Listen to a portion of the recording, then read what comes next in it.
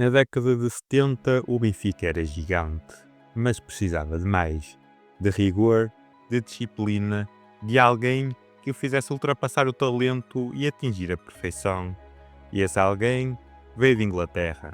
Chamava-se Jimmy Hagan e deixou uma marca tão forte que o seu nome ainda hoje é sinónimo de exigência, trabalho e vitória. Nascido em Washington em 1918, Jimmy Hagan fez grande parte da sua carreira como jogador no Sheffield United, onde apontou 117 golos em 361 jogos. Também chegou a ser internacional inglês, onde fez 11 golos em 17 jogos. Depois da sua carreira como jogador, Hagan deu início à vida de treinador. Ganhou notoriedade no Peterborough United ao vencer a 4ª divisão com 134 golos marcados. Ingressa no West Bromwich Albion em 63 e após mais um grande trabalho chega ao Benfica em 1970.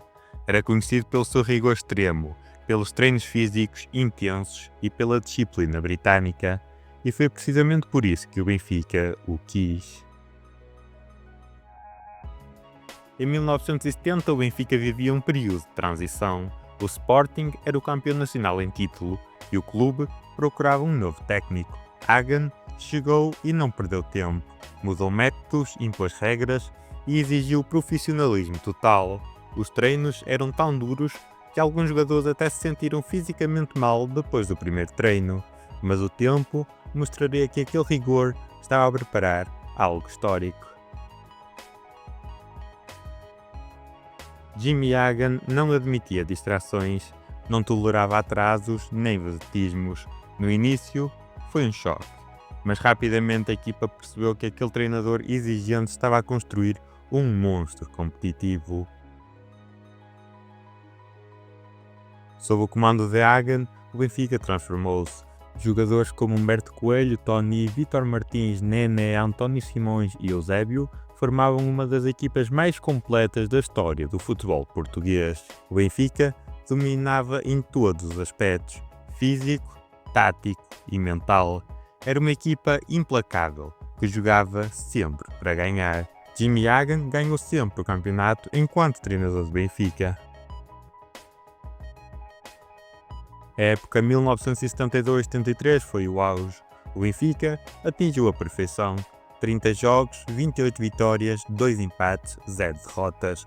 Campeão invicto, com 101 golos marcados e apenas 13 sofridos.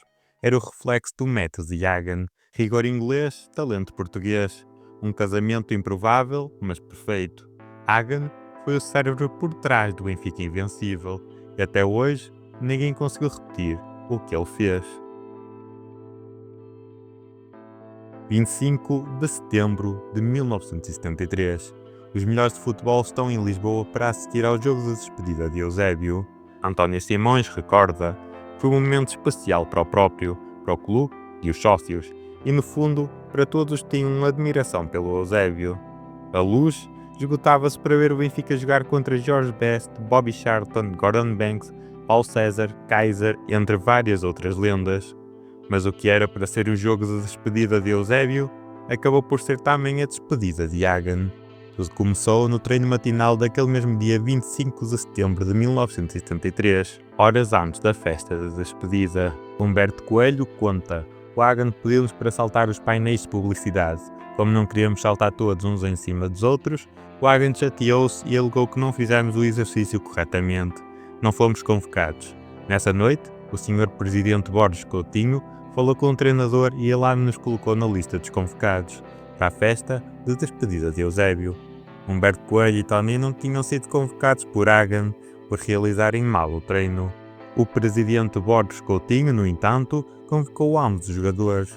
Jimmy Hagan não gostou e não foi ao jogo, apresentando a carta de demissão e saindo do comando técnico do Benfica. Um desentendimento que poderia ser resolvido e que fez com que o Benfica não conseguisse um possível tetracampeonato, que quem sabe poderia se tornar muito mais.